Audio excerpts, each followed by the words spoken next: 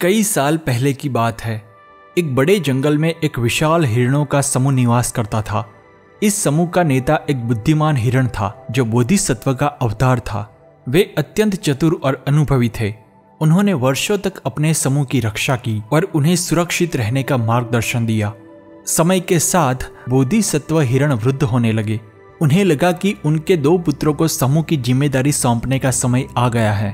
उनके दोनों पुत्रों के नाम थे लक्षण और काला।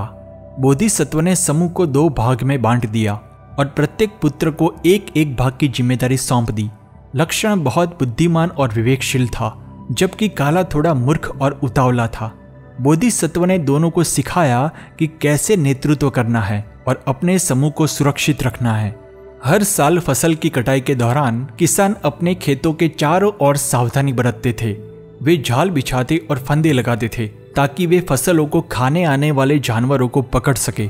इस समय कई हिरण मर जाते थे, इसलिए हर साल फसल की कटाई शुरू होते ही हिरणों का समूह पहाड़ियों पर सुरक्षित स्थान पर चला जाता था और कटाई के बाद लौटता था। एक साल जब फसल की कटाई समाप्त हो गई और शिष्य लौटने की तैयारी कर रहे थे, तब बोधिसत्व ने अपने दोनों पुत्रों को बुलाया और कहा, मेरे प्यारे पुत्रों, अब हम और अन्य वृद्ध हिरण यहाँ रहेंगे। तुम दोनों अपने अपने समूह को लेकर पहाड़ियों पर जाओ, वहां सुरक्षित रहो और कटाई के बाद लौट आओ। लक्षण और काला दोनों अपने अपने समूह के साथ यात्रा के लिए तैयार हो गए। उन्हें पता था कि रास्ते में कई खतरे हैं। शिकारी हिरणों को मारने के लिए छुपे हुए हो सकते हैं, इसलिए उन्हें बहुत सावधान रहना पड़ेगा। काला ने अपने समूह को तेजी से आगे बढ़ाया। वह कई गांवों के करीब से गुजरा और सुबह शाम चलता रहा।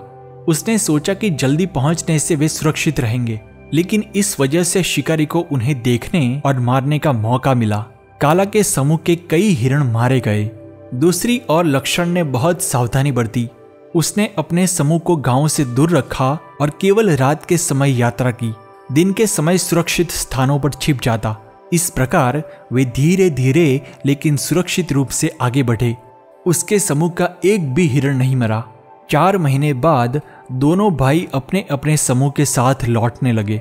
काला ने फिर वही गलती की। उसने तेजी से और बेपरवाह होकर यात्रा की। आखिरकार उसके बचे हुए हिरण भी मारे गए और वह अकेला ही घर पहुंचा। लक्षण ने फिर से सावधानी बरती। उसने रात को ही यात्रा की और खतरनाक क्षेत्रों से दूर रहा। वह अपने सभी हिरणों के साथ सुरक्षित रूप से घर पहुंच गया। जब दोनों भाई लौटे तो बोधिसत्व ने उन्हें बुलाया। उन्होंने काला से पूछा, बेटा, तुम्हारे समूह के बाकी हिरण कहाँ हैं? काला ने सिर झुकाकर कहा, पिताजी, वे सभी मारे गए, मैं अकेला ही बचा हूं। बोधिसत्व ने दुखी होकर सिर झुका लिया और कहा, तुमने मेरी शिक्षा का पालन नहीं किया। तुम्हारी उतावली और बेपरवाही के कारण ऐसा हुआ। फिर उन्होंने लक्षण की ओर देखा और पूछा, और बेटा, तुम्हारा समूह कैसा है? लक्षण ने गर्व से कहा, पिताजी, हम सभी सुरक्षित लौट आए हैं। एक भी हिरण को चोट नहीं आई। बोधिसत्व बहुत खुश हुए। उन्होंने लक्षण को आशीर्वाद दिया और कहा, तुमने बहुत अच्छा काम किया है। तुम्हारी सावधानी और बुद्धिमत्ता के कारण तुम्हारे समूह के सभी हिरण सुरक्षित हैं। तुम एक सच्चे नेता हो।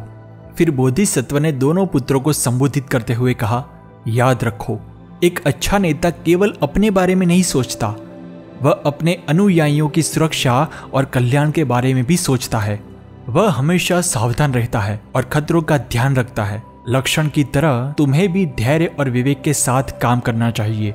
यह कहानी हमें सिखाती है कि जीवन में सफलता पाने के लिए केवल तेजी से ही नहीं, बल्कि सावधानी और बुद्धिमत्ता भी आवश्यक है। हमें हमेशा परिस्थितियों का सही मूल्यांकन करना चाहिए और उसके अनुसार सही निर्णय लेना चाहिए।